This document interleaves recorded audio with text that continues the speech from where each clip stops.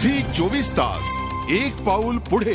राधाई बावरीत केदार आणि गौतम यांचे खरे चेहरे आता आपल्या समोर आलेत।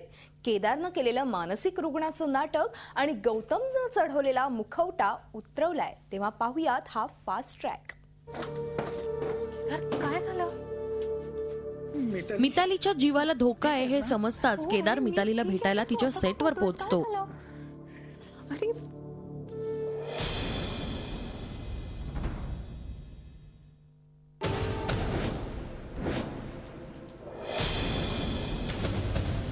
तर केदारच्या मागावर असलेले यशवंत आणि अवलीही इकडे पोहोचतात आणि हे बघून त्यांना धक्काच बसतो।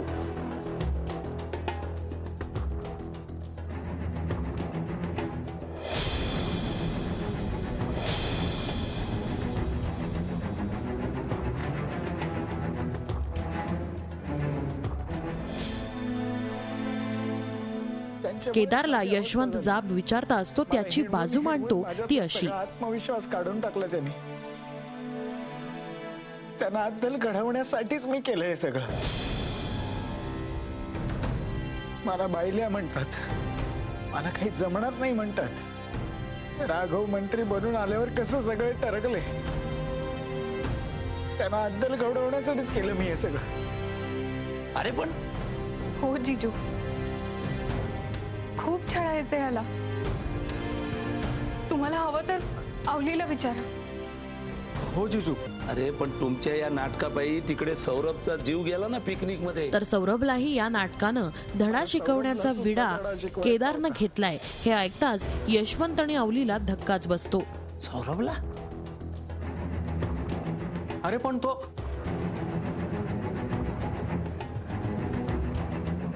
काय सारखा पुढे पुढे करायचा तो।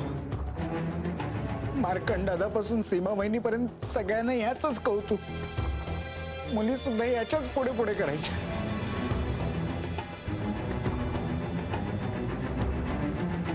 इथे राधाच्या बाबतीतही पाहिलं ना, सौरभने राधाचा फोटो माझ्या मोबाईलवर पाठवला होता तेव्हाच आवडली होती मला ती। मी ठरवलं होतं मी माझ्या पद्धतीने तिला जिंकीन, तिचं मन जिंकीन। पण इथे सौरभ आला मध्ये। नाही नाही, सगळा नीट हातात आल्याशिवाय यांना राधा आणि सौरभच्या प्रेमाबद्दल सांगण्यात अर्थ नाही, नाहीतर त्याचा नवता होईल।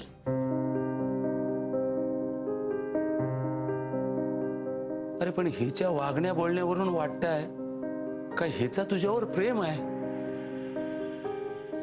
Of course I like him very much. He's my best friend. म्हणून उद्या याचं राधा बरोबर किंवा दुसऱ्या कोणाबरोबर जरी लग्न झालं ना, तरी हा माझाच केदार राहणार।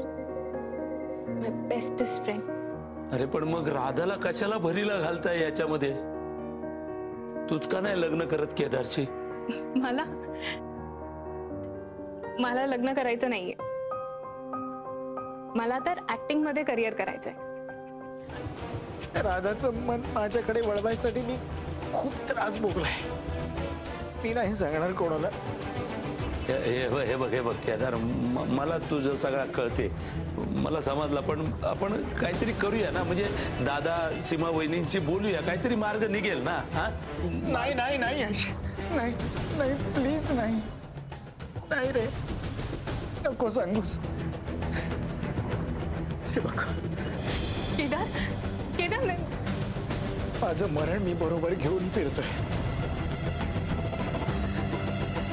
यातली एक जरी गोळी माझ्या पोटात गेली ना, तर तुमचा केदार तुम्हाला परत कधी दिसणार नाही।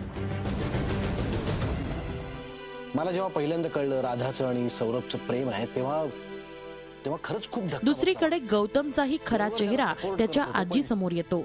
आतून असंच वाटत होतं मला की यांचं प्रेम असफल व्हावं।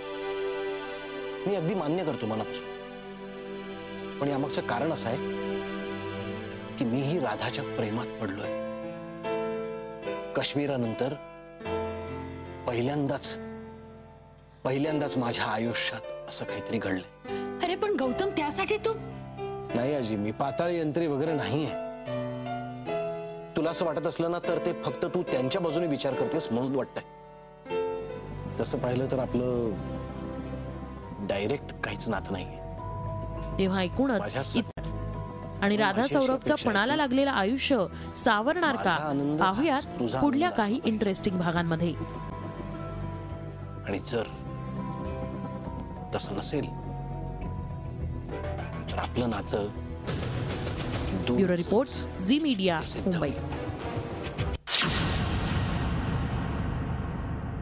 झी 24 तास एक पाऊल पुढे.